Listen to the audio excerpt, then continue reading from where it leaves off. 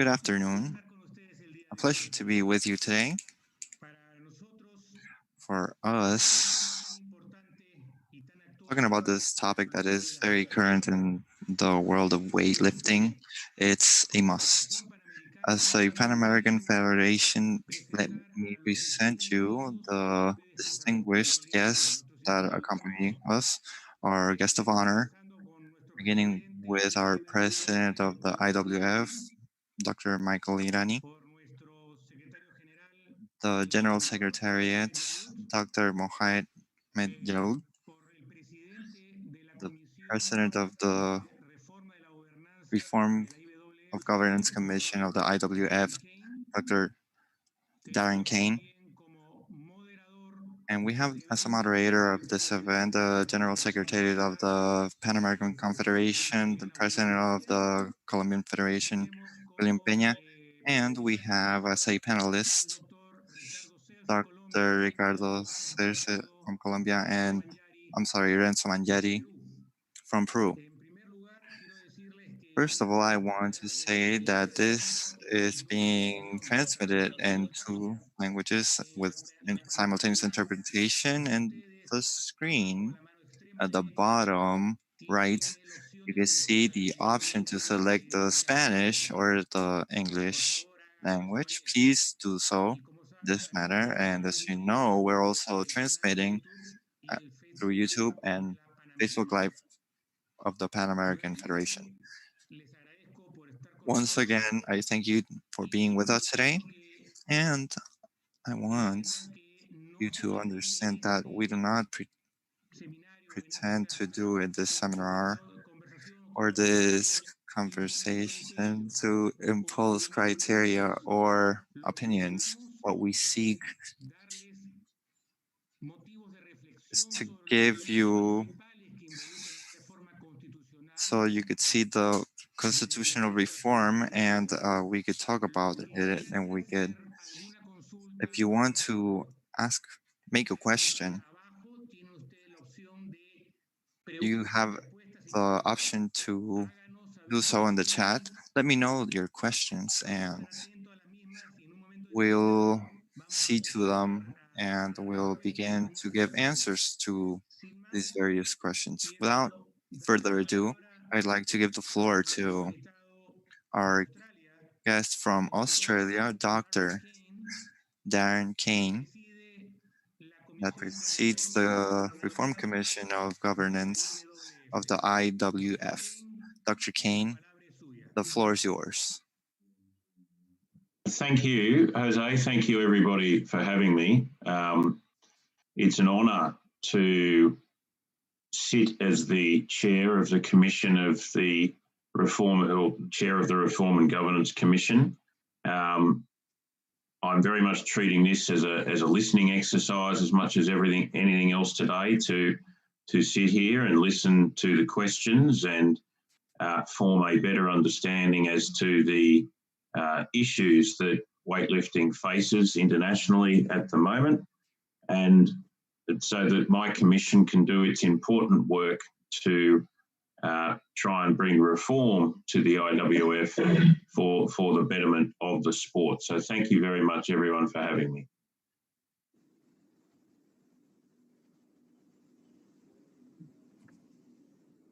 Thank you very much, my dear friend. Gracias.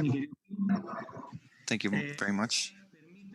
Now let me give the floor to a renowned person by you, the General Secretariat of the IWF, Yes, thank you so much. Mohamed Yaoud. I would like to thank you a lot and thank Pan American weightlifting family, because all time Pan American is starting to make like this conversation, starting the first continent make this conversation to reach to the in the future for good weightlifting structure for weightlifting. Also, I'm so happy because we are also happy and lucky we have with us Dr. King. He will be the independent reform commission. He is good experience, and he all around many people when he know that is Dr. King will be the chair of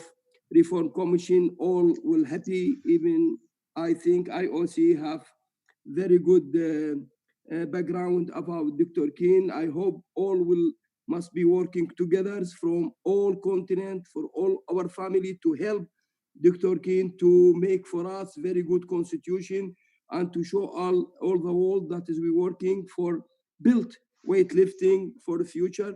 We must be forgot the past. We must be learning from the past and must be look for the future. If or because our past in the past is dark in the past. For this reason, we need to forget the past. We need all working together as one family and to make very good future for weightlifting. Thank you so much, Mr. Jose. Also, I would like to thank all my brother in Pan American Federation to give us this opportunity to discuss everything together. And also, I would like to thank Dr. Keen to join us in this meeting. And also, thanks to Dr. Michael Iriani, the interim president, to join this meeting. Thank you so much, Jose, to arrangement this kind of meeting. Thank you, Jose. Muchas gracias, mi querido amigo y secretario general. Thank you very much, dear friend, Mohamed Jawlud. It's a pleasure to have you with us. And now let's give the floor to the president of the Federation of the IWF, our friend Michael Irani. Thank you very much indeed. Thank you, Jose. I'd like to welcome everybody on this amazing gallery of people that we've got here. I even see we've got my really good friend from Ireland here, Colin Buckley, and Richard Mason from Canada. Is that the one we know who sits at the microphone? Because he's a really splendid chap. People ask why have we got a constitutional Congress coming up in March?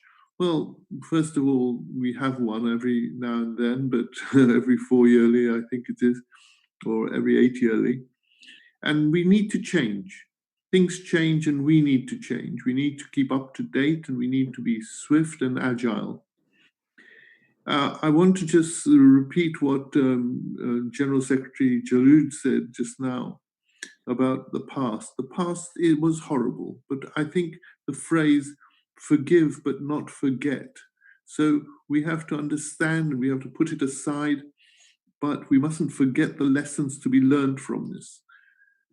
Talking about lessons, we learn lessons from the federations, our constituent federations, all the South American countries, all the Caribbean countries, all the South Asian countries, etc., Oceania, etc., etc. We learn from you because you are the federation. We are not the federation. We will do what you really want us to do. And that's why we ask for votes on when would you like to have the Congress, how would you like to have the Congress, etc. We will make it the job easier for you in some respects. But the one thing we have now done, which is a great step forward, and I'm so glad Darren is here, because he brings with him the word independence. Independence is so important. Now the IWF is having less and less to do with the mechanics of the questions that are being asked. So we've got specialists to do it. We've got the disciplinary and ethics committee as well, commission as well, which consists of 5 lawyers, independent lawyers. So, if they can't do it, then who's going to do it? We want clean, fair countries. We want clean, fair athletes. These are the guys who lift, and we want them to lift fairly and not to be up against people who are cheating and taking drugs. And the speed of change with which we do this, as I said earlier, is very important. We're not going to sit on our hands and let things happen. We're going to intervene quickly and try and change it if we can, as soon as we can. And one very important change, which I've omitted to mention accidentally, is that of harassment and protection, which we have now got a committee on to try and protect and bylaws on to try and protect the individual. So thank you, Jose, for arranging this, and your colleagues all for arranging this. And I look forward to the next couple of hours. Thank you very much. Muchas gracias, mi querido amigo y presidente. Thank you very much, my dear friend and president. Ahora, entonces, Now, entremos de lleno we al will debate. go into the debate itself. As I was commenting, I will give the floor to our moderator, William Peña, and two people, Mr. Ricardo Cedes and Nelson Manjari, Renzo Manjari. They will oversee some topics that Mr. Irani talked about just now. So please make your questions through the chat. Thank you very much once again for being here, our authorities that already gave their words. If you want to speak, please ask for it, because your opinion will be well received and we want to see your position, your perspective. The floor is yours, William. Good afternoon to all the followers of the Colombian and the Pan American Weightlifting Federation in Facebook Live and YouTube. Greeting to the three guests of honor, Dr. Kane Darrow, Dr. Mohamed Jalud, and the president of the IWF, Dr. Mike Irani. And we thank the presence of these two panelists, Colombian Magister Ricardo and prestigious lawyer Renzo Manjari. To keep the conversation going, it's about the constitutional reform, and we want to have both of the panelists give us the concept of what is for you the good governance. Let's begin with Ricardo Celis. Thank you very much, William. A very warm welcome to everybody here. Dr. Michael Irani, President of the IWF, Dr. Darren Kane. He is here to develop a lot of important things around the world. And we know the concept about the committee because we see the alignments about independence, transparency, justice, and power or treatment. The governance needs to be translated into action, and action is that allows to fair sportsmanship and to manage the concept of the sport in question against the opinion that surrounds the world of sports. It's no secret that sports is very important for current society. This now is really relevant to the fight again for um, being successful and sportsmanship. So the idea of more than it being dead letters on a document, it needs to be translated into action that we initiate through administration of the organizations of sports, a fight for honesty and managing all these processes, and that we position sports the highest possible in public opinion. Thank you, Ricardo, and I'll give the floor to Dr. Renzo Magnari with the same question that is for you, the good governance. Thank you very much, William. I want to say hi to the distinguished gentlemen that accompany us today, President of the World Federation, of the Secretariat, and of course, Dr. Darren Kane, and hi everybody. What is good governance for me? For me, good governance is adequate structuring of an institution. What goes after the balance of the powers of governance in this institution? That at the same time needs to show transparency. It needs to give direct communication and with the possibility and the right of the associated to ask questions and the authorities to answer these questions, how it corresponds. And in this way, we need to follow all that is stipulated by my colleague Celis, is that it's already established the universal principles of what we understand by good governance in sports systems and the Olympic system. If I don't remember where, it was on the third Congress in 2009. And basically, good governance, it's a set that allows to balance out powers to give uh, a very well run authority. How do we apply this to sports institutions? What happens is what we're debating now. What goes first? It's a transparent leadership. It goes by the basis and the alignments that they know their rights and they know how to exercise their rights. And I believe that, and I want to congratulate the Pan American Federation because it's been understood. And I see that the Pan American Federation at the same time generates these channels for discussion and debate, academic debate, and it allows for good governance, and it ends up being, as my studies colleague says, it's reality. The reality is the athletes that are the federations, that are all the stakeholders that are surround this sports system around the world. This, for me, is Mr. William, good governance. Bueno, dejando claro los conceptos que nos han dado Ricardo Celi y Renzo Mangiari sobre la buena gobernanza, quisiéramos abordar I un would tema, like to encompass an important topic that is trending, that is the treatment that is given to the IWF.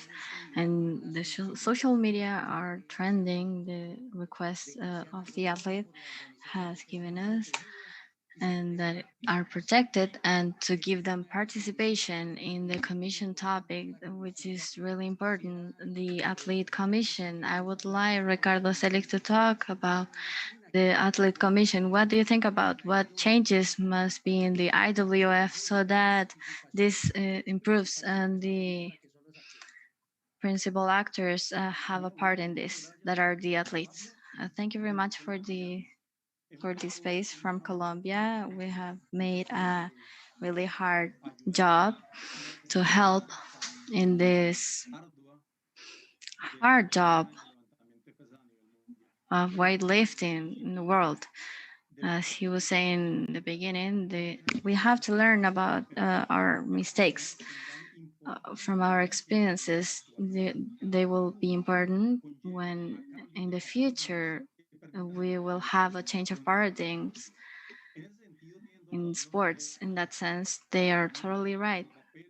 The athletes, that point, they haven't had that important role they deserve. That is the most important role they must have. They, with their accomplishments, they reach the highest point in sports. But with them, but when they are seduced by non-ethical actions, they are taken away with that. Uh, for the success of every federation, they must work hand by hand with the athletes. They must feel well represented and be participating inside the decisions that are made inside the IWF. So we know that up until now, they have only been a consultation body. Their role isn't the proper one because it's done by procedures with the executive board, and that in a way it has to be transparent uh, with that body and the objectivity in which they can act when making decisions inside the sports that are representing them. So we from Colombia are promoting in the reforms that we are doing in the IWF to give them a more specific weight for athletes. In the Constitution section in 6 of the commissions 2.2, we have a bylaw in 2.2,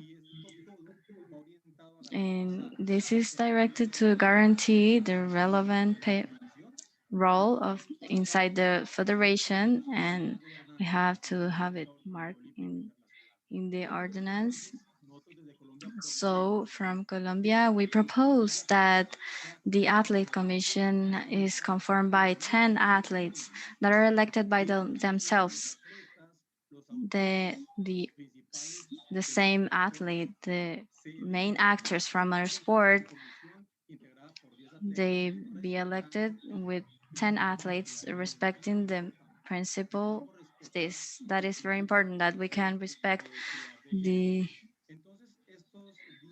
uh, gender equality principles. They will be elected in 4 years. They will be in each continent, and their election will be made in the Marango Olympic Games. These 10 athletes in internal rules, they will name a president, and that president elected by themselves will be one more member from the board of the IWF, and they will participate in all of the meetings of the executive with right of vote. Up until now, the legacy of the Commission of the Athletes was only a consultation instance. They would only ask them about the decisions, but they didn't have a voting.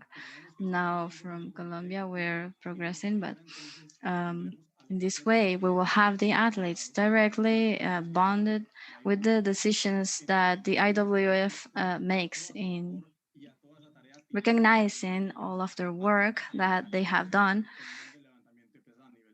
to honor the name of the IWF. Thank you very much, Ricardo. And according what you are proposing, that is a radical change, an essential change. It is main for the IWF, for the athletes. I would like to ask Renzo Mangiari, what do you think about what he said? Yes, let's see. Principle, because it's important to consider the athletes in the concept of good governance, because we can't have good governance without talking about athletes. And that is perfectly established by the International Committee in the Universal Principles of Good Governance. So there is already globally this idea, and uh, what we have to do as sport is to implement these principles and ideas.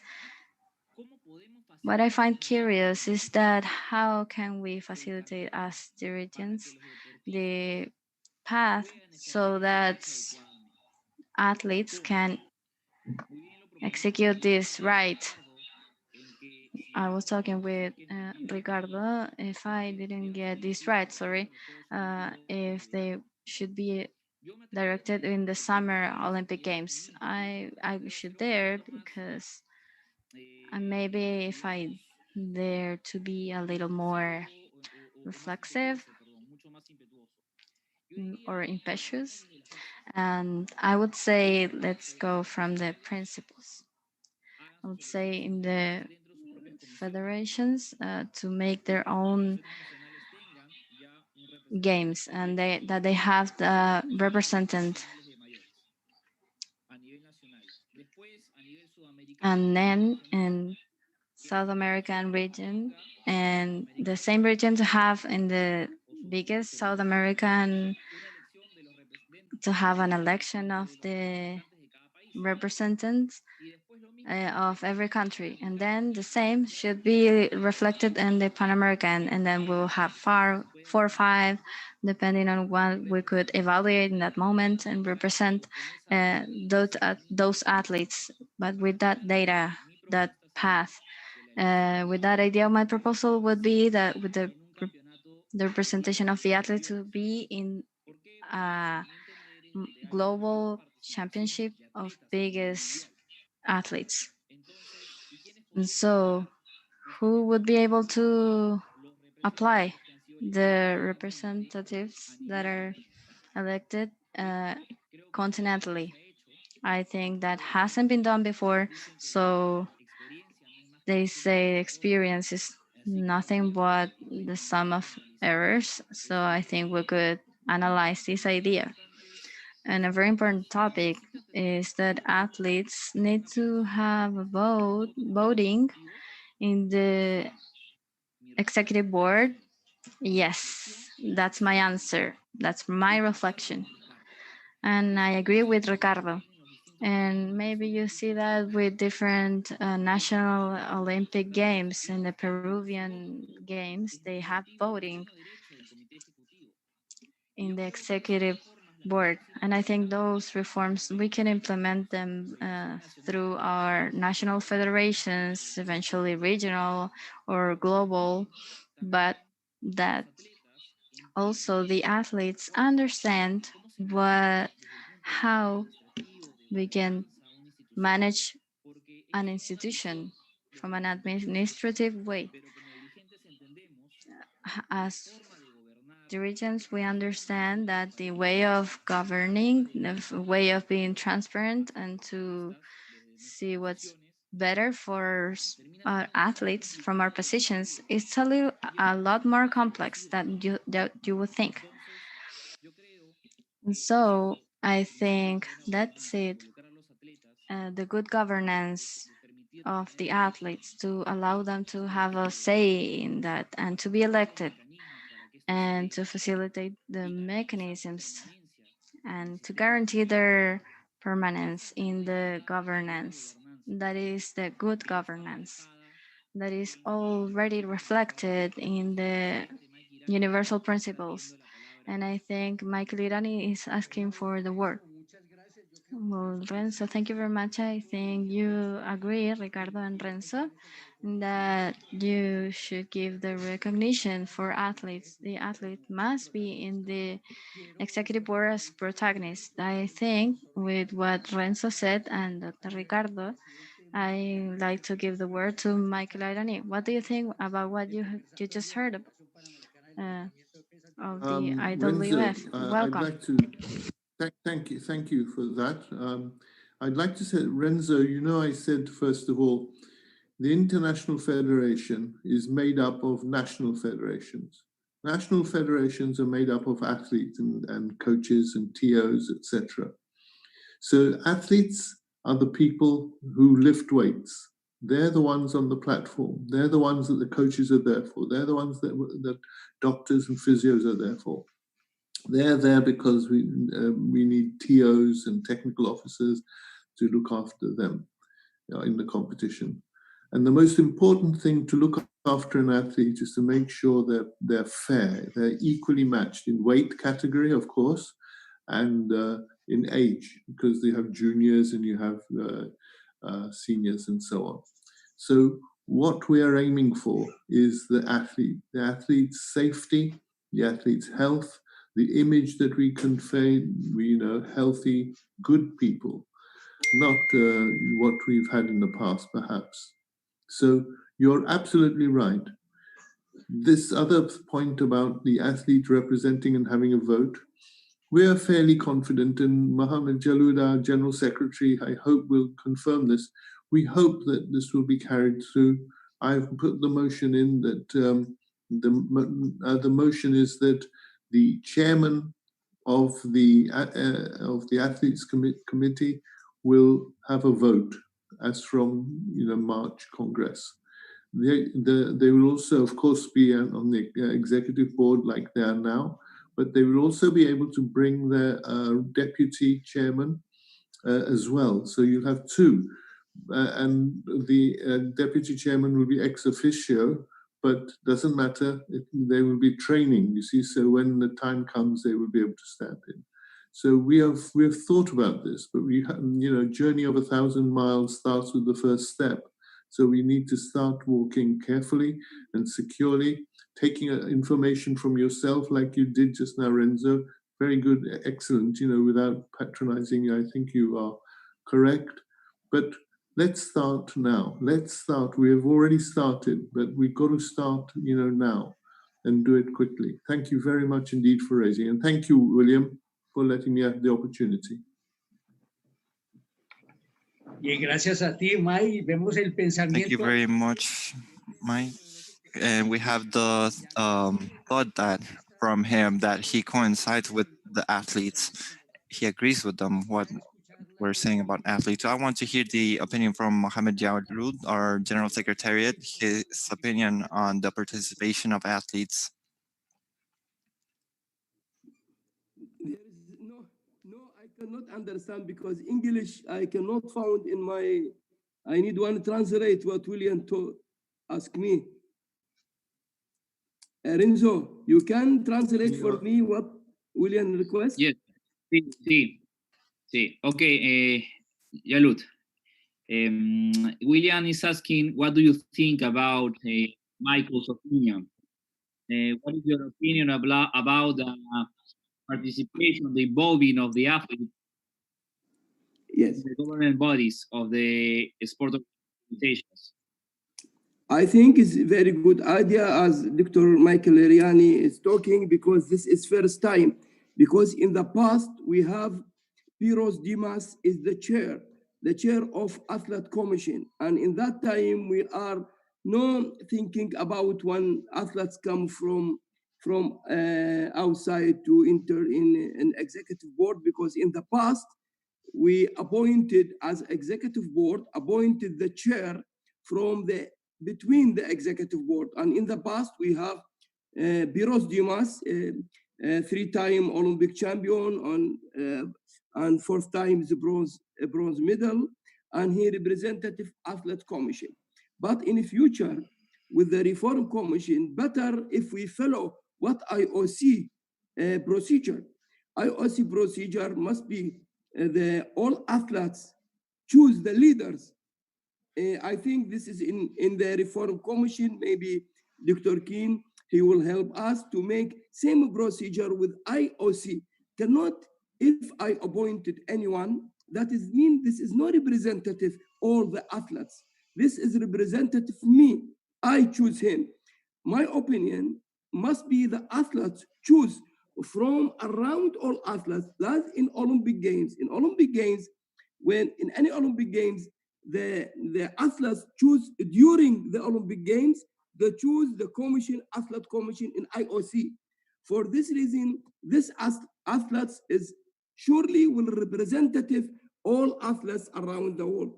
Even must be make criteria not allowed to anyone come to be like maybe from this country 14,000. No, any lifters within 8 years, representative continent, representative world champion, Olympic, this is people must be choose between these people from around the world. Cannot bring people, no any participate in the past with weightlifting, maybe 10,000, but these people maybe no weightlifting. Only they enter and voting. We need make criteria. I full agree that is the athletes must be and deputy athletes must be sitting in the board, and we need the reality who is representative the athletes in this. With the new constitution, we will working for that, and I hope in March we will reach to give authority to the who is representative the athlete and deputy athletes commission. We will be have right votes in the executive board because we need new blood with us. We need this people in the future to be leaders. From now, when he is lifter, he learn how IWF executive board make decision, and in this we mix the blood, the new blood with the executive board to build in the future very good leader for this athlete commission. Thank you so much. Gracias a ti, Yalut. Oye, importante. Thank you, Jalud. It was very important what I just heard. It's a message that is being shared around the world. And the Olympic Committee, we do want to change. We coincide in that. I mean, we agree that we want to include the athletes in the executive committee. In the executive committee wants to make this change, and we will do it. we want to hear, in regards to this point, the president of the Commission and Reform, Dr. Darren Kane, his opinion as to what we've heard in the inclusion of the IWF executives. Thank you. In relation to athletes and athletes' commissions, my own opinion is that but for the existence of the athletes, the sport wouldn't exist. So to give current and recently retired athletes a voice is absolutely imperative to any principles of good governance, any principles of making the IWF and its governance model a more transparent and independent model, a model that gives voice to the various stakeholders in various parts of the world, giving voice to current participating athletes, recently retired athletes, athletes of both genders. It's absolutely imperative. And I think that what you see with international federations generally and with the IOC is that there's an increasing level of focus and importance that's given to giving athletes a voice. And in any model that the IWF adopts going forward, it has to put the athletes at the forefront of so many different things, so that we can ensure clean sport and fair opportunity for athletes going forward. So that's very much, going to be one of the focuses of the work of the Commission, and indeed the two other independent members of the Commission are former athletes in their own right of a fair degree of qualification. And I'm sure that I speak for them also in saying that we must protect the interests of the athletes going forward, because otherwise you don't have a sport. Thank you. Bueno, gracias a ti, doctor. Well, thank you, Dr. Kane. It's certain that in a moment of crisis, we want to seek for solutions because the crisis and these scenarios are perfect to be able to hear all the affiliates and to what they want in regards to IWF reformation. Here I see Jose Quiñones, and there are questions about what we're treating, the topic we're seeing now. La primera viene de Barbados, que es una pregunta conceptual sobre cómo se puede as to how can we help so that smaller countries be considered in the IWF decision making, how to help them in their development. That's the focus of the question. Well, I believe this question is really key for the president of the IWF, for Dr. Mike Irani. So, Dr. Mike Irani, please respond to the representative of Barbados that asked about the athletes of his country. Athletes, sorry, I missed that. What did the gentleman say? It was, I saw it, he'd written something for Jose to answer. Repeat the question, please, would you? Barbados Federation asking how I would we be happy if you read the question, you know. Oh, here we are. I've got it from Mr. Jackman. Mr. Jackman, what changes you foresee being made to the Constitution are included to ensure parity with similar smaller weight limits such as those from the Caribbean? Well, at the moment, it's like the United Nations. Even the largest of countries has one vote and the smallest of countries has one vote. So now I don't foresee that changing, because it would be, it gives the smaller countries more power than the larger countries. So I think it's rather unevenly balanced towards that way. So If anything, the larger countries would say we need 2 votes or something like this. We don't want that. Everybody has 1 vote. I haven't heard anybody else wanting to change that, but Mr. Jackman, we'll bear in mind when it comes up. Thank you. I'll hand you back to Jose. Jose, do you want to add something? Sí, para nuestros amigos de Barbados. Yes, for our friends in Barbados. I will say that, of course, the Reform Governance Commission chaired by Dr. Darren Kane will discuss how to assure the rights of the smaller countries, okay, how to help everybody. And I will give you a small example of this year change of minds of the IWF Executive Board because of the COVID-19 pandemic.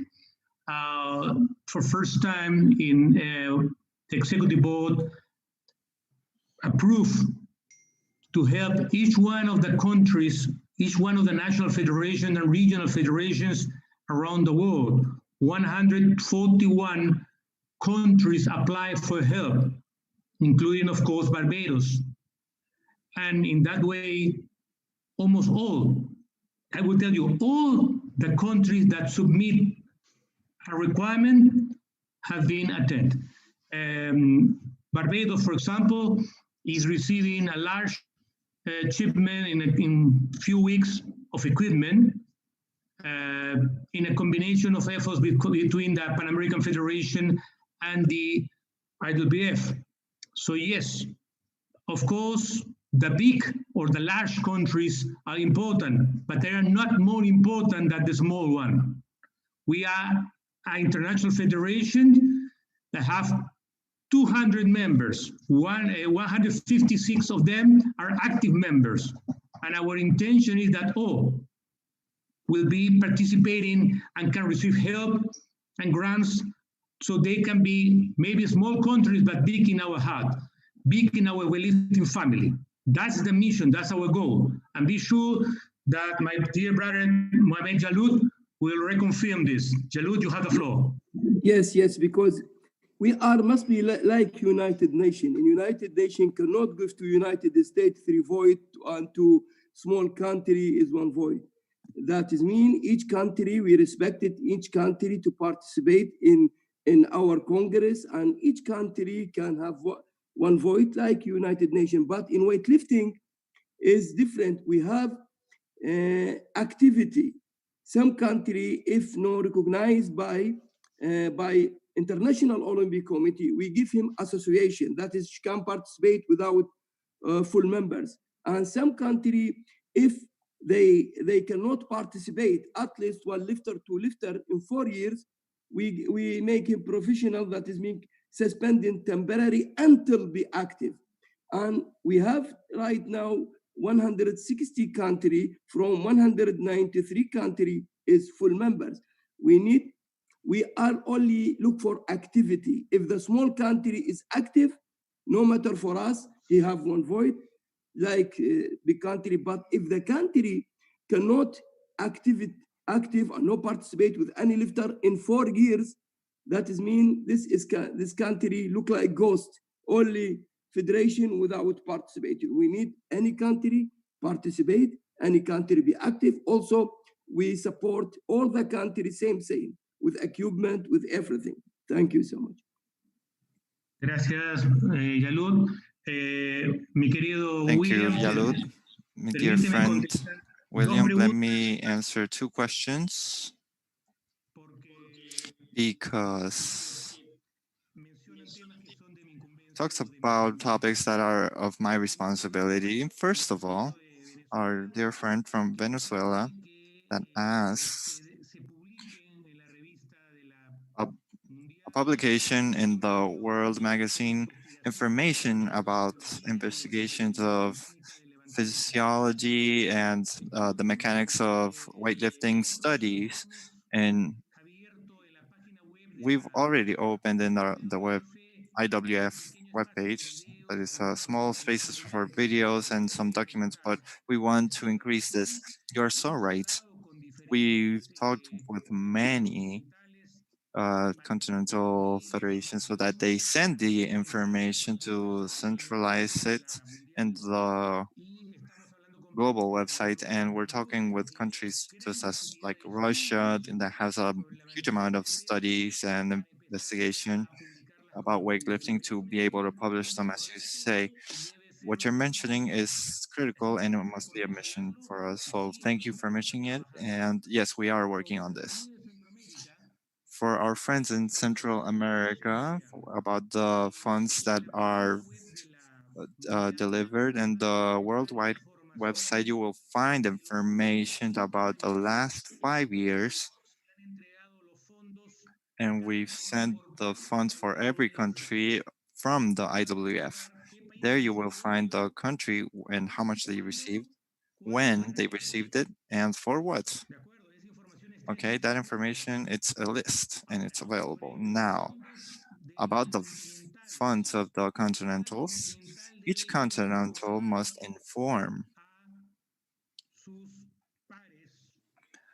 their comrades in their continent, their assembly, how they're using their resources. I can say in regards to this year because we've assumed in the Pan American that all the countries of the continent that asked for support have received $6,000, that being in equipment, training, support, COVID-19, seminars.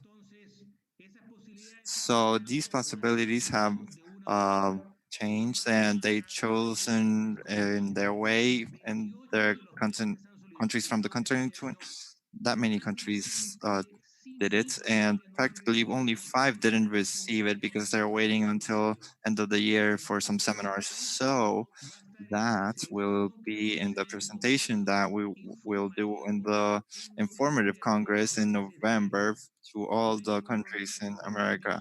There's no issues. The accounting should be transparent and it should be made available for everybody. Once we do the Congress for Information, the website of the Pan American, you will find this information so you could follow it with full transparency. Thank you very much. Okay, thank you, Jose. I would like to say that in this moment, in this crisis moment, these problems aren't easy to resolve. This is a really important exercise where we invite all of the federations to present their proposals. You can change the federation. I invite you to send your proposals to the page of the IWF about what we want to change about our constitution. The IWF is working in this. We convocated the Congress of the constitutional reform for the anti-doping. We hired ITA, which will take this problem. We hired a personnel for the governance and for the constitution. They're working really hard, but they need the support of all the affiliates. So I invite you to present the proposals that you will be heard and we will choose and we will make a new constitution. So I invite you to present all of your proposals that come up to your mind without fear. And in the meetings of March in the Usana, in the Statutory Reform Congress, will have a new meeting for all of the weightlifting lovers in the world. But talking about what comes up next for the weightlifting world is something that interests all of us. What will happen with the injury process? What will happen? Who will be there? But to talk about this topic, we'll have two invited people, and we will start with the proposals for Ricardo Celes. How is the constitution right now, and how do you think should be? You have the floor. Okay, William, thank you very much. This is a very important topic, the election in the IWF, but we think that the critical moment that lives the weightlifting worldwide needs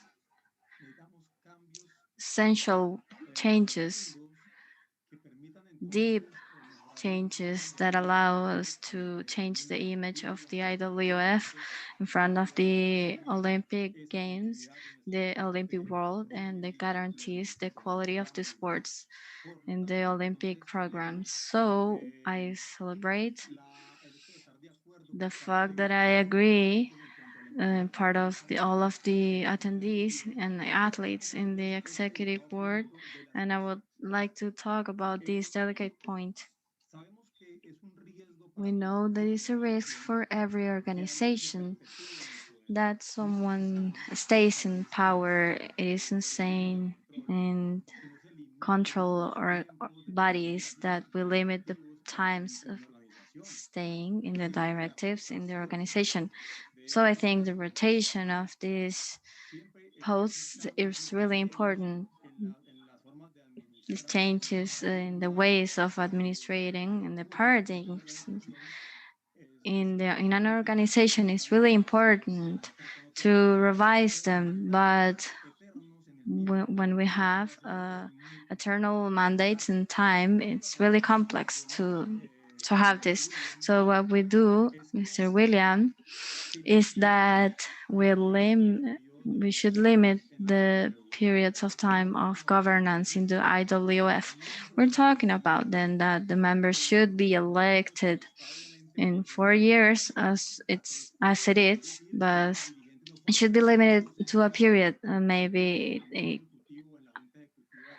a representative can be more than 12 years. In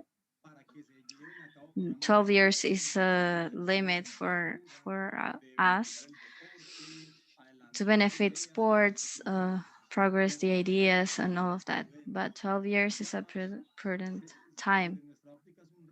And from our perspective, it is a risk, and we shouldn't risk that. And one of our proposals we are promoting right now from Colombia is to limit to maximum 3 periods the stay of a directive in IWF. And the same way, we think that the leaders in the IWF should be ideal people that are capable and that show that they can do it in their countries. And so when members are applying for the affiliated association to the executive board, we are proposing that we have requirements to accept an application.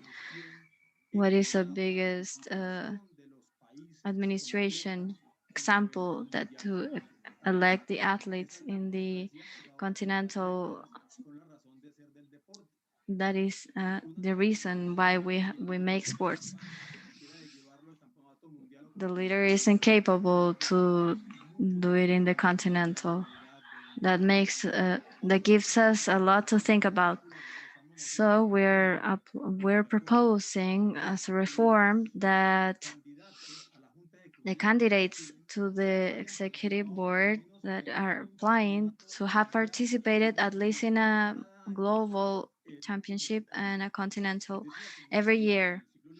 They would sum up 4 participations globally and 4 continentals.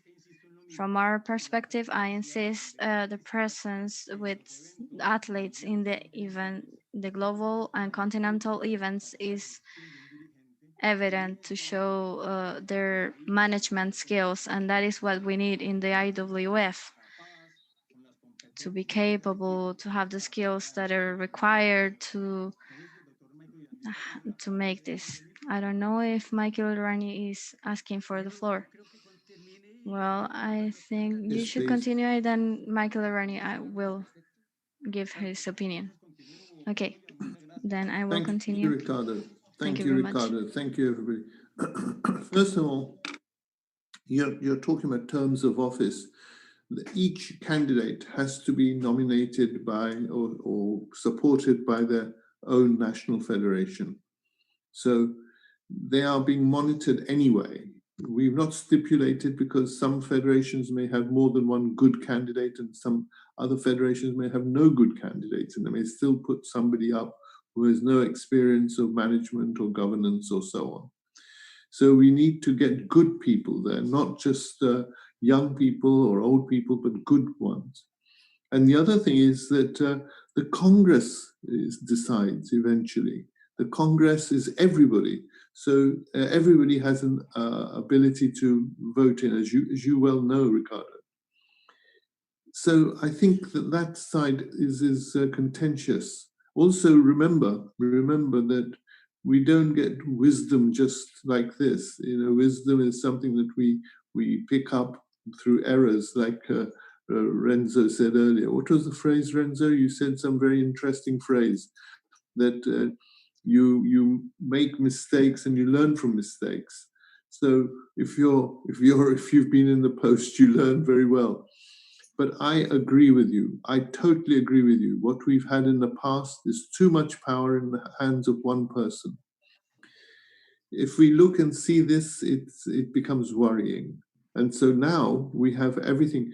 Mr. Jalud, the General Secretary, and myself, we are known as the A-Team. The A-Team, because we work every time. I will phone him up, or he will speak to me. I will send him a copy of the email. He will send me a copy of some email that he has received. We discuss. And also, not just between us two, we bring in people from the executive board. We could do somebody else completely. I think together, many become one. Together, a pluribus unum, because we will all become one the more we contribute. Please, what you're saying now, what this Congress is doing now, is showing just how interested we are to find out what is going on. Help us to help you. Tell us what's wrong, and we'll try and help you. Now, if you say this is the case with the term of office, we've taken that on board. At the moment, you need to be supported by your country, your national federation, as I said. So they can decide. They can say, no, look, Fred, you've been here, you've been in the IWF for a long time, now we want to give. They may decide. So it's in your hands as much as in the hands of whoever votes. Thank you very much indeed. Thank you, Ricardo, for bringing that up. Also, I will add something. One other point, quick point. Sorry, Mohammed. I just one point about education. He's talking about education. Education now has been taken over by ITA. So we're not just bringing our educational supervisors in. The ITA has sold us packages, and we've got a very good package from them, which we will see the details of soon. We got the headings, but not the details. That's very important for you to know as well. Sorry, Jalud. Yes.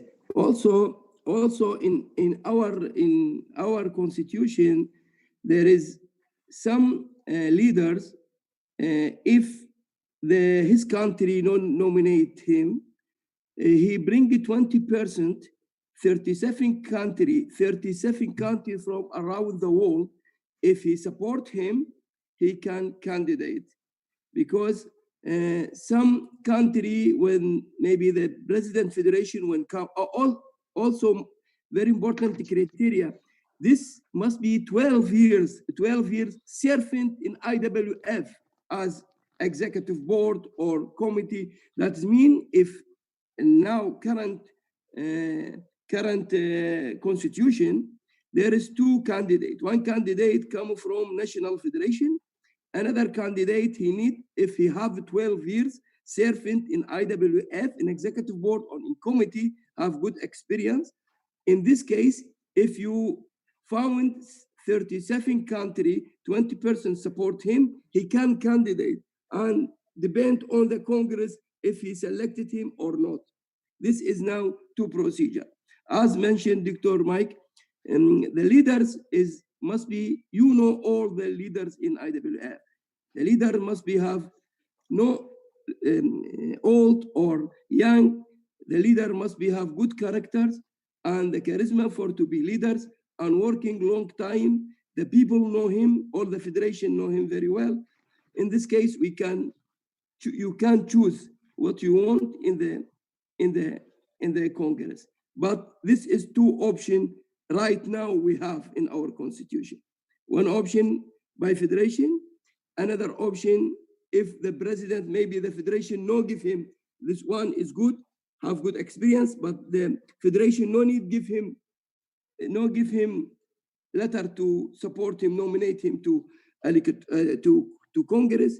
That is mean if he bring 37 countries support him, he can enter in the as a candidate and debate on Congress if choose him or not. Thank you. No, gracias a ti, Yalu, y gracias al doctor Irani. Thank you very much, Jalud and Dr. Irani. What we are sharing, these are just thoughts for the reform. We need to be consistent for the Constitution, but what our guests are sharing are proposals to reform the Constitution. So we hope that Ricardo Celi will finish and we will give the floor so he interpeals or appeals. Thank you, William. I don't know if there's problems for interpretation, but I heard Dr. Jalud talking about old or young. The proposal does not appeal to those factors. It doesn't matter that they're old or young. They need to have shown their administration capacity through participation of global or events. That's the proposal for Colombia. As I mentioned in the beginning, in the crisis of the world, weightlifting, we need to do systemic changes to be able to generate,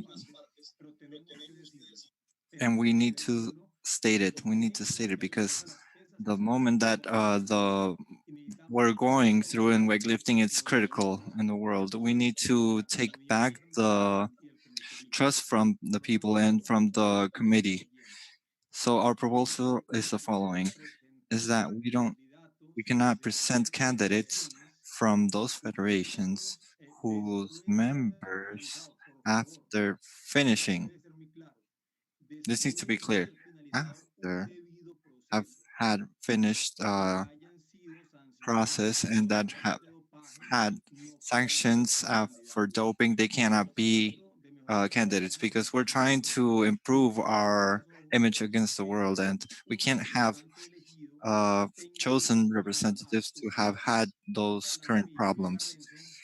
Renzo, he knows about the legal stuff. He knows about the rights, and he will give us a small briefing about the concept. Those representatives from federations that have had sanctions after or have been sanctioned after a process, they cannot be chosen as candidates or be chosen in the executive board for IWF. That's like the essence of what we propose from Colombia as a reform of the constitution of the IWF. Thank you very much. And Translate because in iPad there is no language.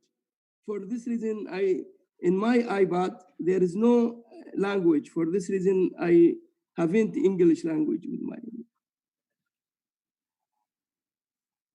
Renzo, please. Por favor, Renzo, please, por ahora. what? From Give the me bottom of summary my what heart. he asked. With pleasure, Yalud.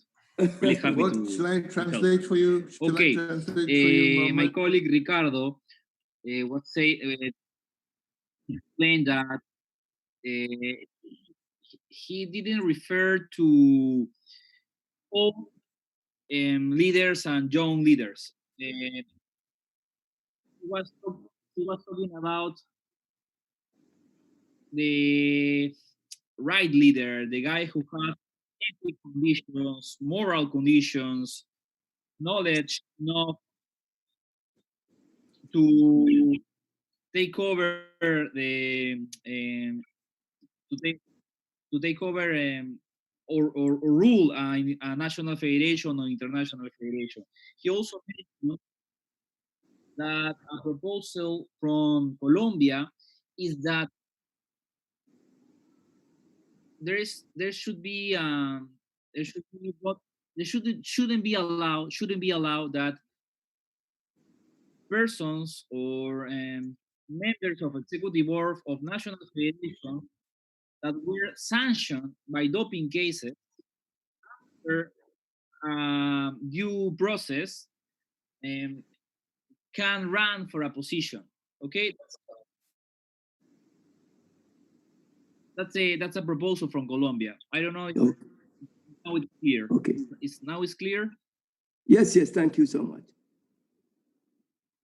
Perfect.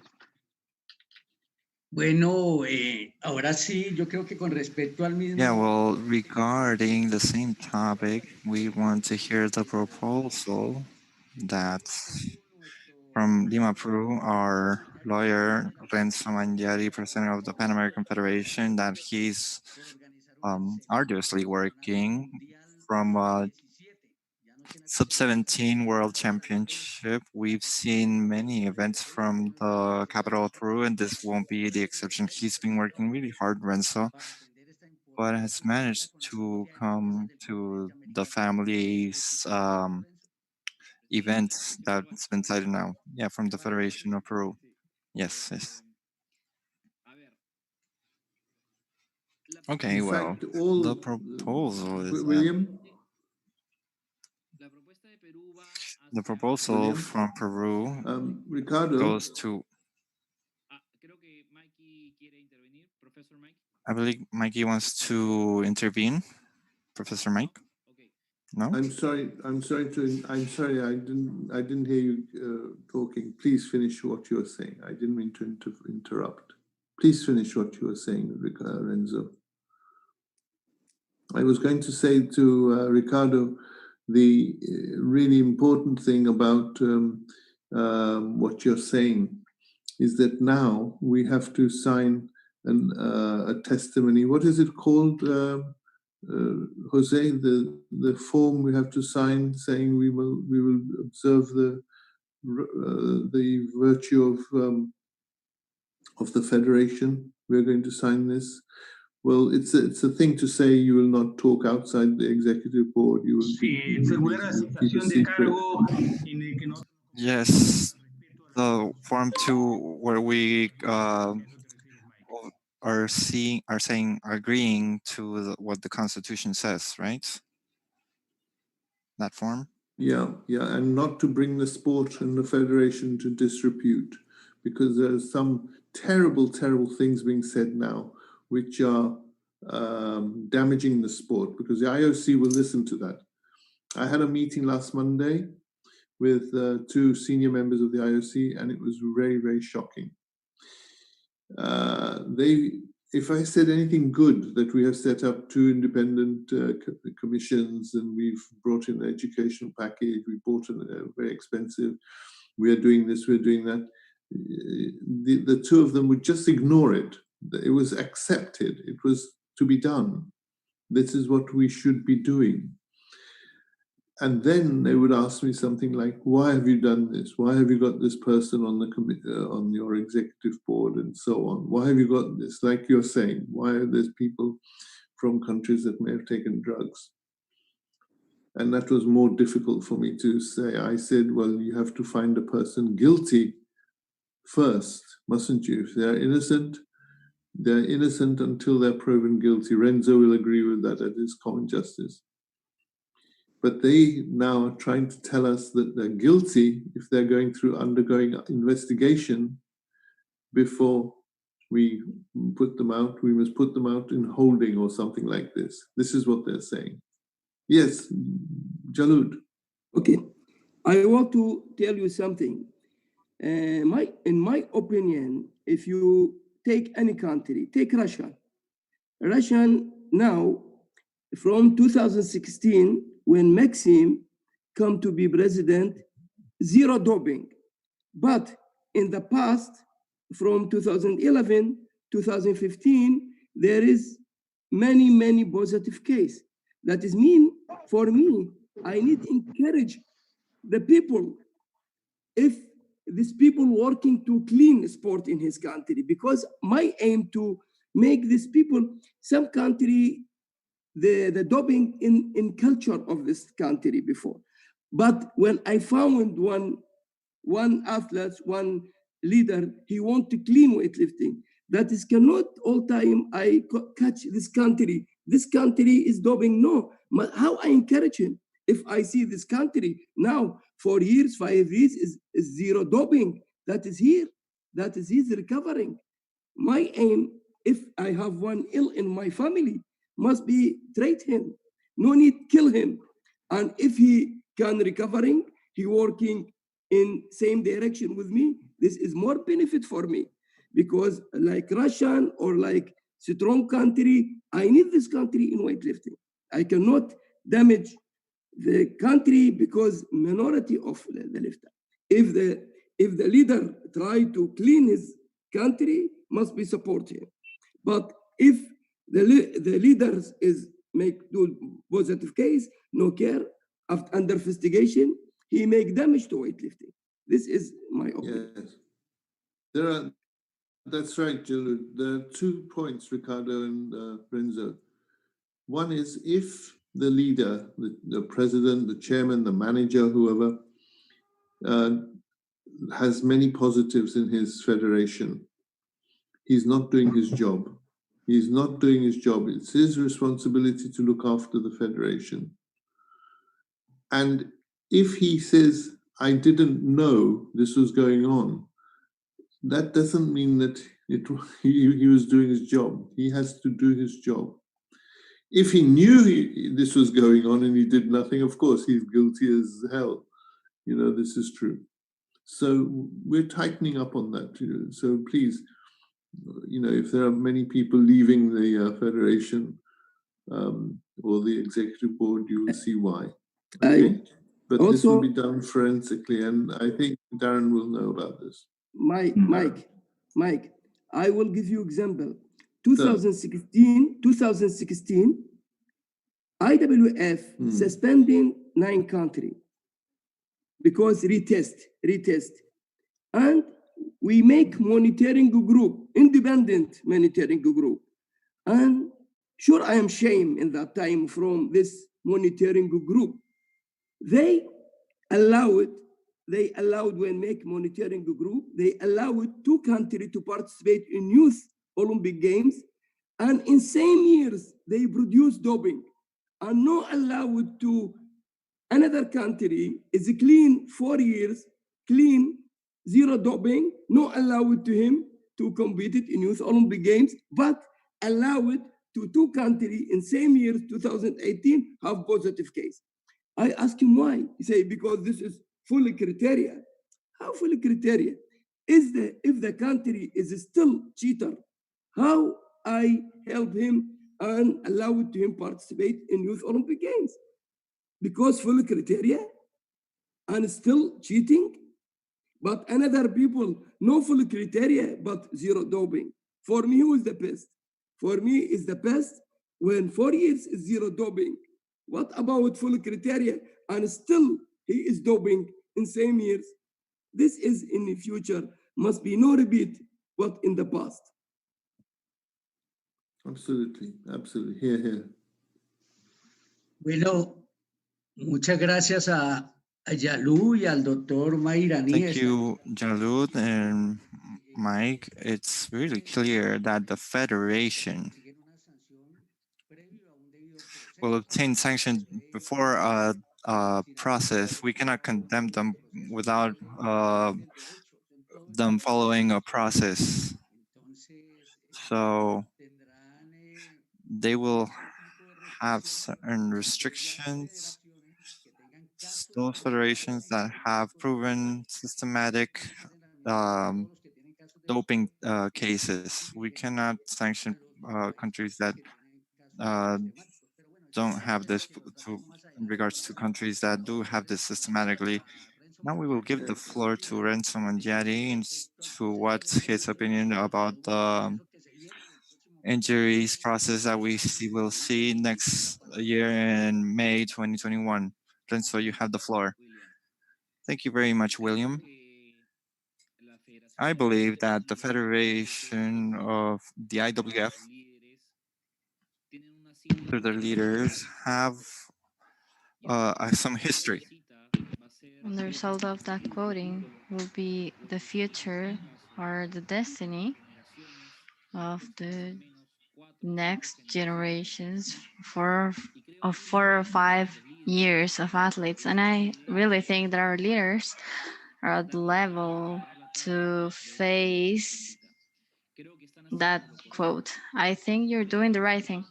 The first really important step is that they called for election because it allows to refresh, modernize, and it's a powerful message that has been very well received for more than 120 or 30 federations of the IWF.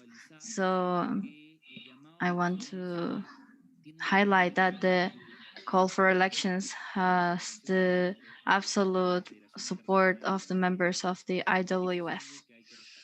That is something that we must highlight.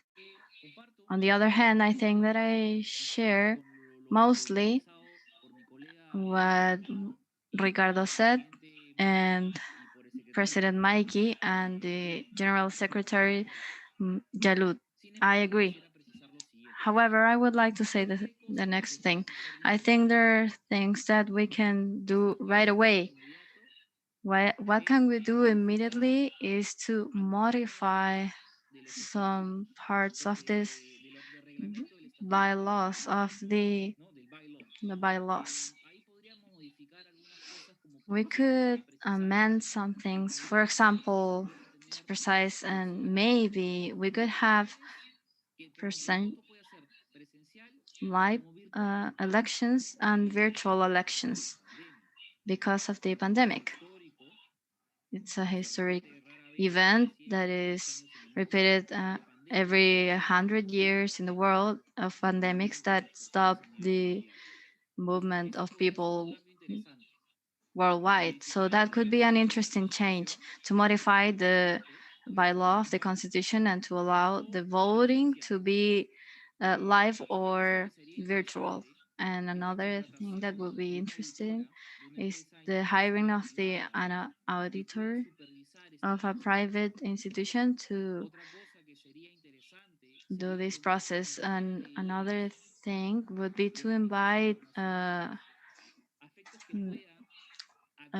for so that they can credit and be testimony of what could be an example of transparency and democracy and of Wales to an holistic reform, because that's what the International Federation is looking for, the reforms, and is being supported by the members federations majorly.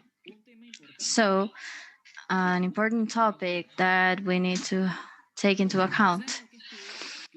Do you think what's worse than a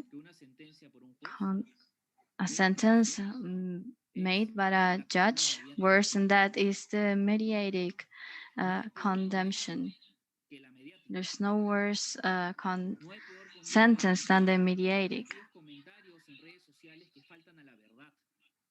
Those comments in social media that are not true and that may culprit that person in a way that they can't defend themselves. So I totally agree that the countries in the national federations and their leaders must have the right to have a duty process. They must have the right to defend themselves, because in the contrary, we are going back 100 years in legal processes. What takes us that to the National Federation must guarantee this duty process, and it guarantees it from independence, how it has been done. We must convocate independent people with great prestige to do this duty process. And with this, we must guarantee the duty process and to facilitate the new electoral process, to facilitate the control, the auditory, and the supervision of all of this is what demonstrates an authentic reform and is what allows for the national federations to support this work. And so I will say a little word because sometimes I like to reflect upon things and what happens if a country or the directive of the federation that was sanctioned by doping complies with its sanction, finishes its sanction. Should we allow them to try to apply again? In which conditions? In which period? How?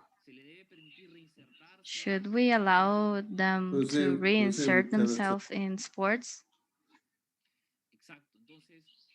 Exactly. So those questions, I leave them to reflect upon them because what law allows us is to generate mechanisms not only to avoid sanctions, not only to sanction when we must, but also to allow the reinsertion for that official that was sanctioned to allow them to reinsert themselves in the sport society because the right above all that is my humble opinion more than sanction should prevent and guarantee that in the future those behaviors shouldn't be done again because I reiterate we have a duty with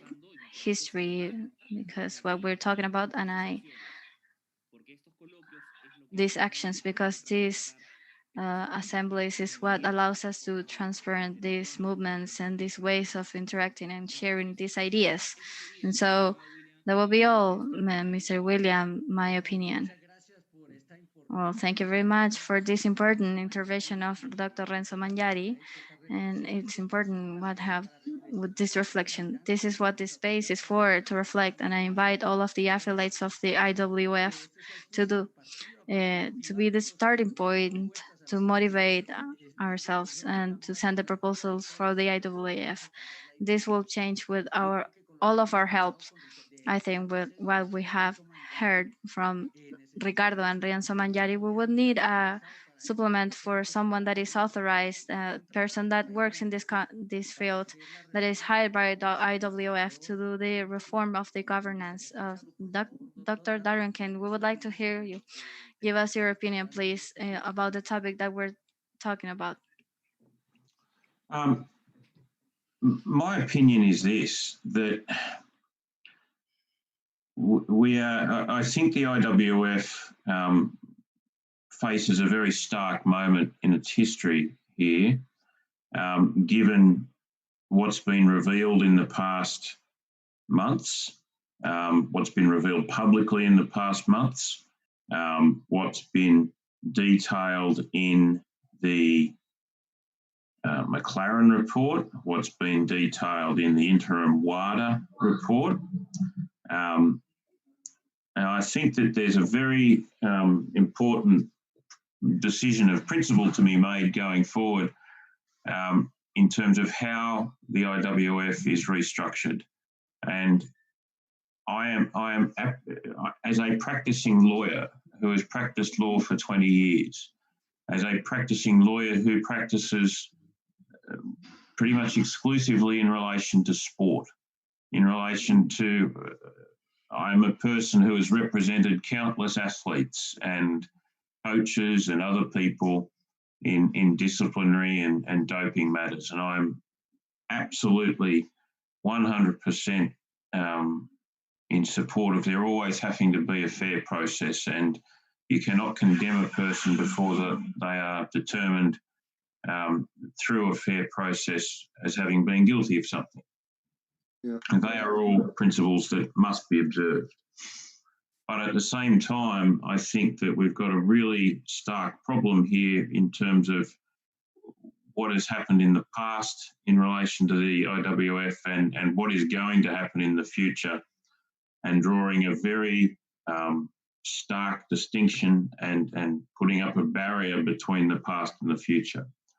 And I think that it's going to be a dangerous proposition. This is, from listening to this today, it's going to be a dangerous proposition to include, for example, to include people on the executive board going forward. If they are in any way tainted by the past, that's going to be a difficult proposition to sell to world sport, because we're here to make fundamental structural change. We're not here to just chip away at the edges. We've got to do something that transforms the IWF from what it is at the moment and where it is considered at the moment into an international federation that's a best practice international federation.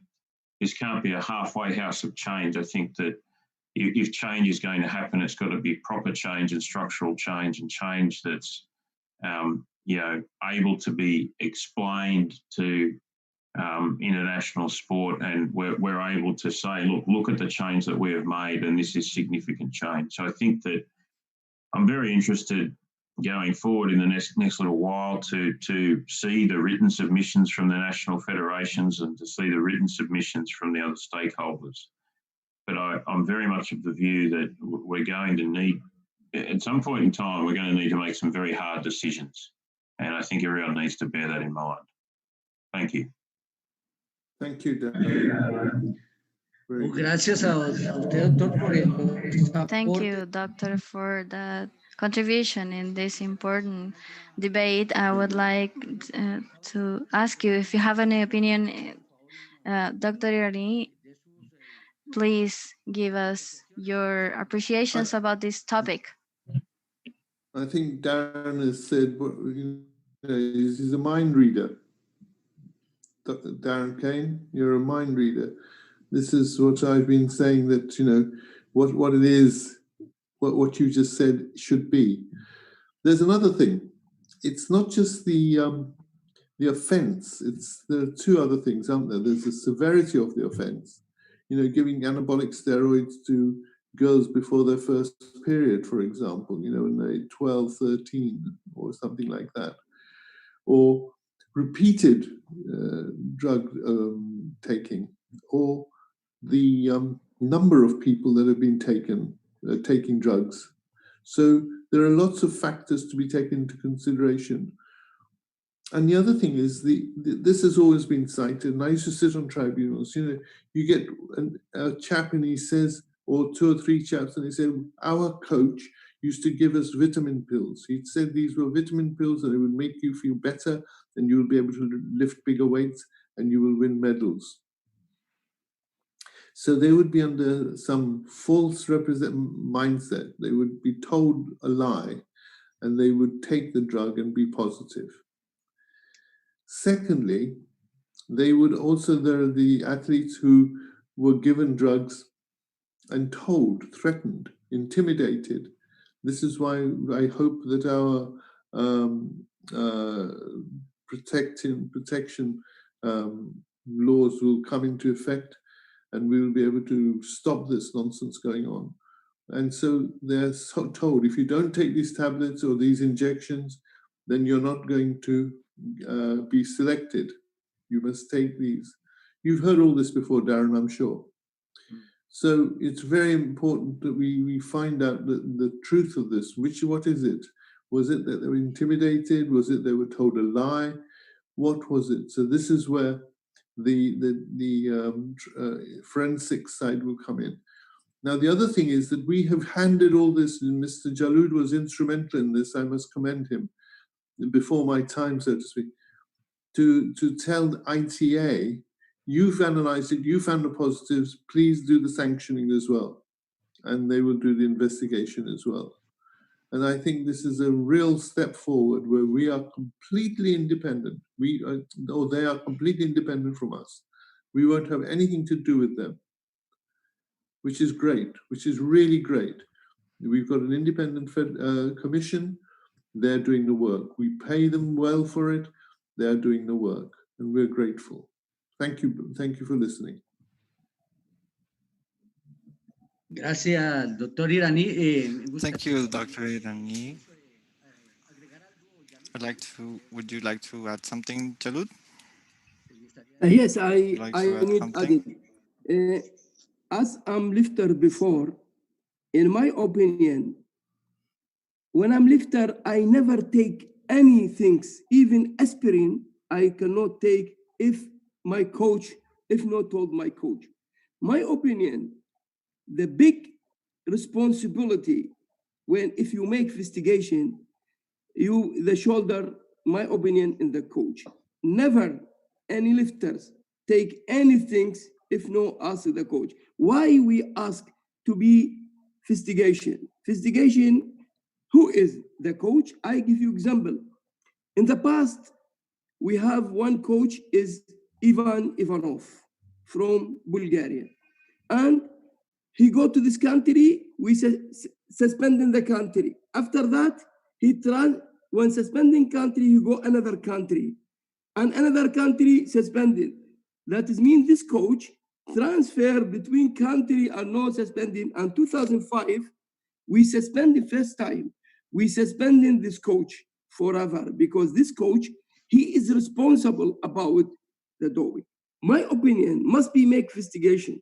And if the federation responsible about doping, must be suspending the federation. If the coach must be entourage, must be suspended the coach. My opinion cannot come to suspending all people, clean people, and this is cheater people.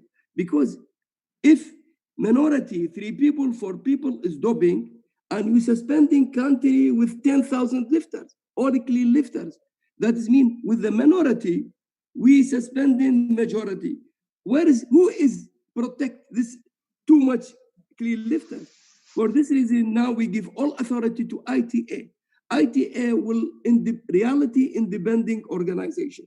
They make investigation, and what they decided, we will follow the decision of ITA. Because in this case, ITA can analyzes everything and can give us very good recommendation. Thank you. Gracias a ti, Yalud. Quisiera preguntarle a nuestro... Thank you, Jalud. I'd like to ask our President, Jose Quiñones, if there's a question in the chat that has to do with the topic we're touching right now. Yes, we have some questions that are really interesting, really important, all of them. I will try to say them one by one. Two recently popped up. For example, there's a question about transparency and payments within the IWF, payment in the executives and payment in the secretariat. If this will be published, that's one of the questions. The other one, it's about alternating the amount of terms. There's some, they want to know if we need to apply or if we need to apply them at a national federation level, because we cannot intervene as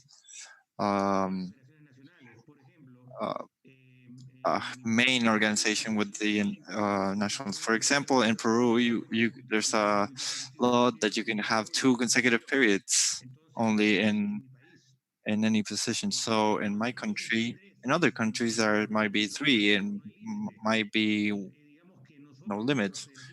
Us as an international federation, we cannot dictate over national federations, and we cannot intervene in the national policy.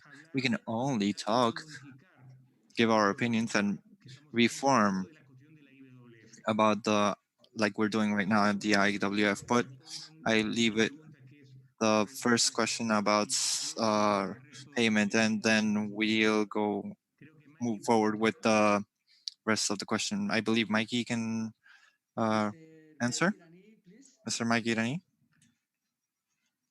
Of what point were you saying about about the publishing, testing or what? publishing Independence. the salaries of the secretariat and executive board. Oh yes, yeah. Well, I'm the worst person to say this, but I will tell you. When I was asked to act as interim president, not until this afternoon, because Mr. Jaloud is doing this, he is now the treasurer as well, general secretary and treasurer. He mentioned it, and I said, "Oh, thank you very much," I said. But these are predetermined. They weren't determined by any individual that's there now.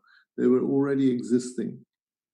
We are all taking a cut, I think, in salary. I say I think because there are some who, like secretaries, that are getting more because there are fewer secretaries and they're doing more work. The other thing is that we are looking at contracts. This is very important, contracts. At the moment, we have two offices. We have an office in Lausanne in Switzerland, and we have an office in Budapest in Hungary. The Budapest office is now closed or closing. At the end of the year, it will completely close because it was given to us by the Hungarian Olympic Federation. And as we are no longer being supported by them, we have closed that. So the personnel from that office are moving either to Switzerland or they're retiring or from the federation. I say this to you because you must know that we are paying them what is the salary now in Lausanne. As you must know, Switzerland is a very expensive place to live in, so we have to think about their rent and their food and so on. So, of course, we have to think about that, to factor that in. But I think, Jaloud, please tell me, is almost everybody is taking a reduction in their salary. But I will hand it over now to my expert treasurer colleague, Jaloud. Would you like to say? Yes. We don't have to say the exact amounts, but whether we're taking more or less. And by the way, I can tell you honestly, over the last few days, it's been a steep learning curve for me. And I've been taking about 4.5, 5 hours sleep on average. I promise you, I'm not joking. So over to Mr. Jaloud. Okay, thank you so much. Because as you mentioned, our office in Budapest is rent from Hungarian Olympic Committee. No give us is support. We give rent. And we take decision after the problem. We will cancel this office 31st of December. In December we'll close and we'll shift everything to, we starting to shift to Lausanne, everything, even the main correspondence will be in Lausanne. And as rent, you know, the employee in Hungary, they take lower than the employee in Lausanne, because as mentioned, Doctor, in Lausanne, between 6,000 to that nearly 6,000, between 4,000 to 6,000 this franc Swiss, and the salary of, we have only two in Hungary and two in Lausanne, Melody and Angelic. And regarding the office in Budapest, now tomorrow we have meeting, we will maybe keep only 6, because before they have, maybe we have 16 or 14, we reduce, and now we reach to maybe tomorrow we will keep only 6% until electoral congress, or until 2 months after electoral congress, to be, because we have in the procedure of Olympic Games, and these people have good experience. No need lose these people, because we are now in the process to Olympic Games, and these people have good experience. We make the contract until March, if a new executive board come, and give two months over, that is until May. If the new federation, he need extend for these people, can working with us, can working with this federation. If no, until May, the 6th from when we working in the Budapest, will be finish the contract. That is mean the contract will be until March and 2 month handover to keep all this experience. And for salary, I think salary between 2,000 or 2,500, 4,000, like this majority of the our, I think in Budapest, no look like in Switzerland. Thank you so much. Gracias, Gracias a ti, doctor Yalú. Thank you, Doctor Dr. Jalud. Dr. Jose Quinones, is there any questions from the panelists? Yes, 3 more questions. They're asking about if we can place courses for coaches from the IWF. Please answer. Mujica, I've answered that you go into the IWF website, click on development, then you can click in education materials, and you will be able to find videos and some posts, but there will be more. Coming back about the coaches, yes, we're preparing. If you could see in America, we've had the first e-learning courses. There's 6 modules, 180 graduates, and the IWF. We hope to do something in a better level for all of the coaches. Yes, this is being considered. But yes, we already have free material available. And there was the request, why wasn't there a commission for integration, like what? Well, I understand the World Athletics, that's the federal athletics federation. They mentioned that the ethics and discipline commission is very limited in the constitution. It's true. That's why the new ethics commission will have better reach to work and autonomy to be able to sanction. This, what you're saying is true, but starting from now, from this week on forward, this is changing.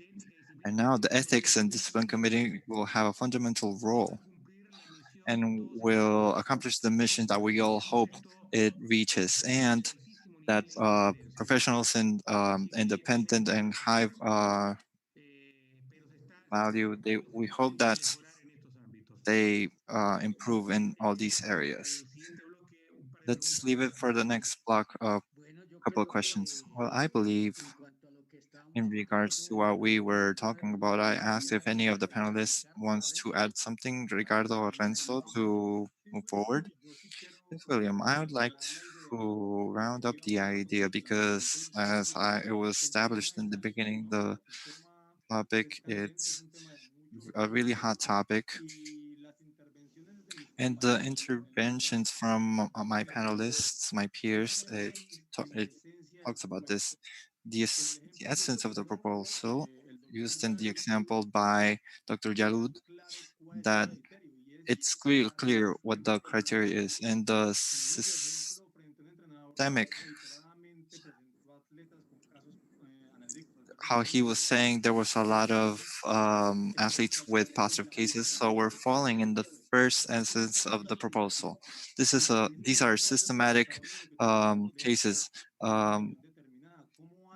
How do we make it so that the federation of a country does this? We're not referring to these cases. We're talking about systemic cases that have already undoubtedly been processed, and they are going through a sanctions process. That's what the proposal was about. I believe it's very clear in the interventions of our peers. And with what Renzo is saying regarding the changes, the progressive changes, and that will be implemented in But in the most important moments in the IWF, we need to prioritize some um, instances to improve the image of the IWF, of the issues that we're facing today. The proposal that comes from Colombia about the elections of IWF directors. Do you want to add something, Renzo? No, just wanted to mention, if I'm not mistaken, in the congresses in the IWF, we see the margins, and you could see when it was paid about to the secretariat and the directors. Those are in the congresses. I just wanted to state that. Thank you very much, Renzo. And now I've heard you talk about repeatedly about a very important work. It's about ethics. And in the IWF Constitution, there's something called about the Ethics Commission, and it has to do with this, including the conflict of interests. I believe this topic, for a person that knows about the the deep side of this situation, is the prestigious lawyer Enzo Mangiari, and I'd like to hear him about the Ethics Commission and everything that is included in this really complex topic. Thank you, William. I will try to be as briefly as possible because we're in decent time.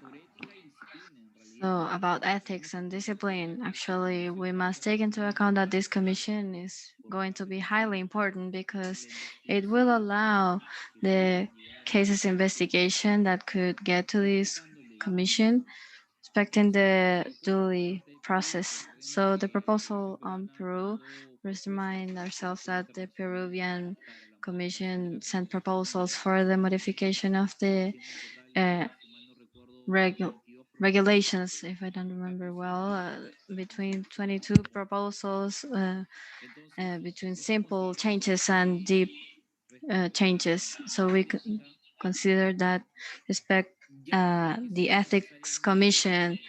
It doesn't really have to be, let's see, in the current constitution in 4.2.6, there were too much power for the leader, and it wasn't specified what was an act that could be sanctioned or not, nor the faults or the sanctions that could correspond for each fault, and nor the process, if there corresponded a sanction or not, nor who could respond to this discipline, nor the period, the procedures, and the most important of all is that the current constitution indicates that there is a president that has the power to designate 2 or 3 members of this commission. So the important thing of this is that the amendment that we're proposing uh, looks to be independent. And there is a very clear topic. The ones that investigate these demands are the same that are going to solve these cases.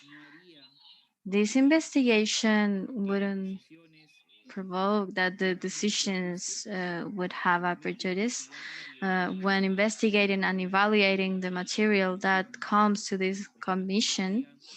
The people that investigate wouldn't have a previous criteria when elaborating a resolution, but the people that are proposing have the skills to be independent in that sense and wouldn't have an interest conflict.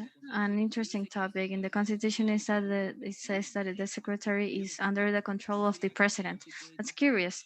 Wouldn't that be an ethics conflict, that it will be only under the control of the president?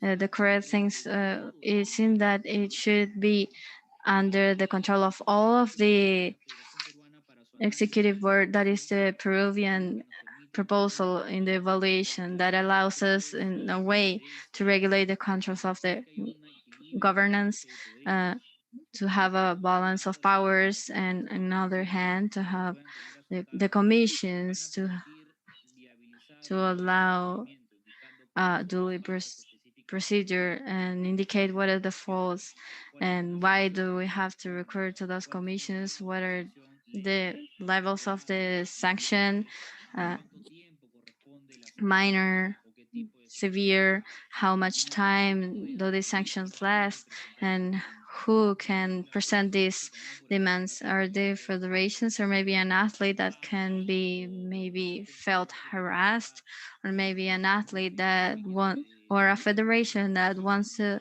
announce a corruption issue? Those are the cases that we have to evaluate. And the last thing that I leave to reflect upon: who has the position as the lead in the Continental Federation? The Continental Federation or the person, the president of this? The Peruvian proposal is that the representative of the Continental Federation must be the president, or who he might determine to assign to. What happens if the president resigns? Is does that happen? Could you resign that position? I don't think so. And what happens is that the continent doesn't have a say in the executive. And so we must democratize and understand that the positions of the continentals are those, is the position of the continent. And the person only represents the continent. And so that to avoid an interest conflict and to represent, I suggest to allow the continental in the president that can be the representative to assign another person, so that we don't limit the rights of the continents to have a say in the executive. Thank you very much. Thank you very much, Renzo. I think we reach an important topic, which is the ethics in sports. We have talked about what we want to change in about the conditions of the modernship of IWF. I would like to ask if you have something to add in this. Yeah, regard.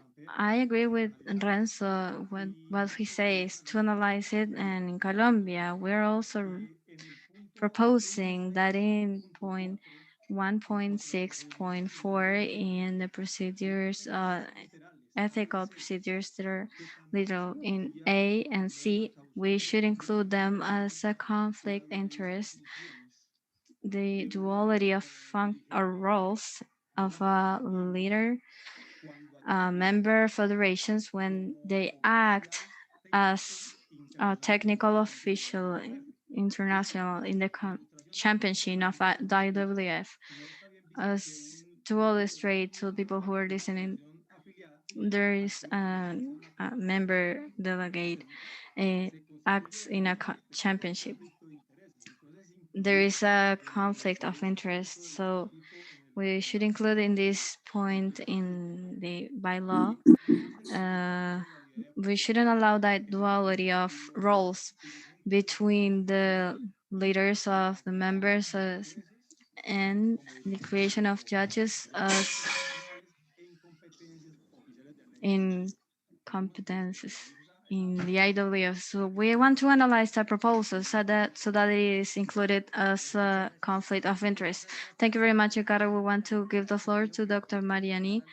I understand he wants to give he gives his opinion. Mr. Mike. Oh, me, Irani.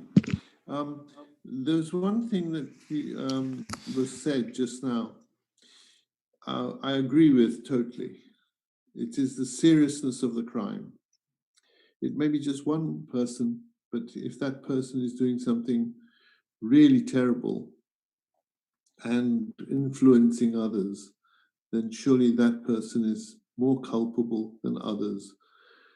Now, I told you we're completely independent, and Darren I bow to his knowledge as well and sense. But the important thing here is that we need to, first of all, say exactly what you said and what was said earlier by Darren. People who are at all involved with drug taking or giving, or the federations were, or buying, are really the lowest of the low. They need to be kept away from any lawmaking machinery. Secondly, the law that is made should be of two sorts. A punishment, a sanction, should be of two sorts. One is that it has to be punishment because they've done something wrong, but the other is it has to be a deterrent as well. So giving a fine of up to $500,000 is impossible for that country, most countries, to pay. They can't pay $500,000. So they will opt out, and others will say, my God, we're not seeing that country in the World Championships. Where are they? You know, what happened to them? There will be questions asked, and the time off away from the platform, the international platform, will be a punishment as well. But we hope that that will also serve as a deterrent to stop others. They will say, we can't afford to do this. Up to now, they got away because they thought the testing was easy, the testing was light or corrupt, you know, what's been going on with changing urines and so on. It's becoming much more strict. We've got DNA analysis of the urine, so we can say this was from him and this was from him. So they are not going to get away. And we've just got to let the public know, and the lifters know, and the coaches know they're not going to get away without a real severe interrogation of themselves and the evidence. So I think that we're getting there. It's not going to be a speedy thing. You know, we're not Usain Bolts on this. We're gentler, but we will get there. Please God. I think, where's he gone? Jose, you were going to say something, I think. Were you? No, don't worry. I am waiting. Were you going to... Maybe our brother Talut wants to take the floor. He's talking about because in the past, our system is encourage people to cheater. Because in the past, there is no independent. There is antidote. We have all we depend on one country. He go take analysis and can do what they want. I give you example. There is only two federation. Only two federation have and reanalyzes doping, track and field and weightlifting. That is mean, and two things they deal with the doping. Maybe the leaders. Now, why weightlifting? Why Russian in another sport? In another sport, no except weightlifting and athletes because they have doping. Why no in wrestling? Why no in judo? Because the system for this federation, the system doping system is controlled very well. In the past, as I mentioned many times in a newspaper, we are ashamed from the past because the past is no good system control doping. Why? If I have good checking, if you enter in airport, if you have good checking point, cannot take any prohibited and go through this checkpoint. But if one help you in this point, you can pass from this point. What I mean, in the past, if we make, must be suspending $500,000 to get too much benefit from this the anti-doping policy in the past. No, they working against doping. And now when we give all authority to ITA, people trust ITA.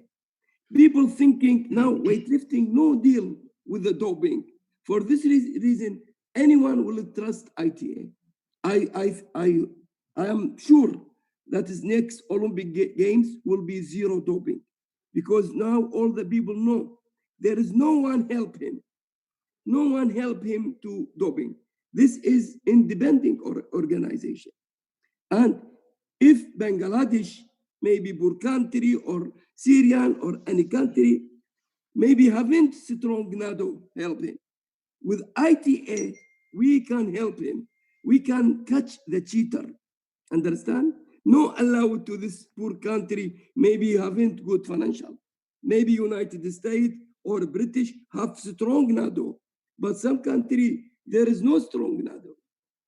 I think in the future will be with ITA will be reach to zero doping, will be clean our sport from the doping. Bueno, muchas gracias al doctor Yalou. Yo creo Thank you, que Dr. Jalud. I believe that we've had 2 hours of a very great discussion. I invite Darren Kane that he gives us his conclusions and ending words about this event. Please, Dr. Darren. Thank you. What I'd like to say at this point is I very much want to hear from the national federations and the other stakeholders as to how they see this being structured going forward. I think we're at a very important time. This is a tremendous opportunity for the IWF to remake its house and to put structures in place that will stand the test of time.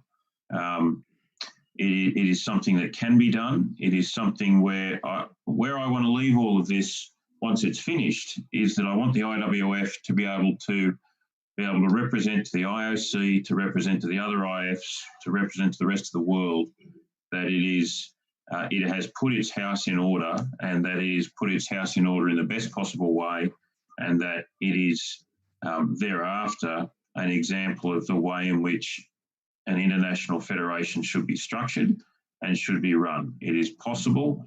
It is going to require a lot of hard work and cooperation of people, but I think it can be done, and I look forward to working with you all.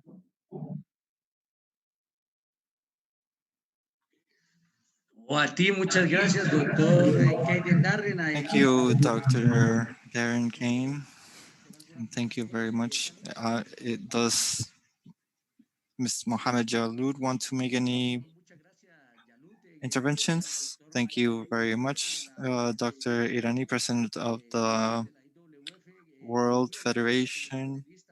We're very thankful about the panelist, Renzo Manjari. This has been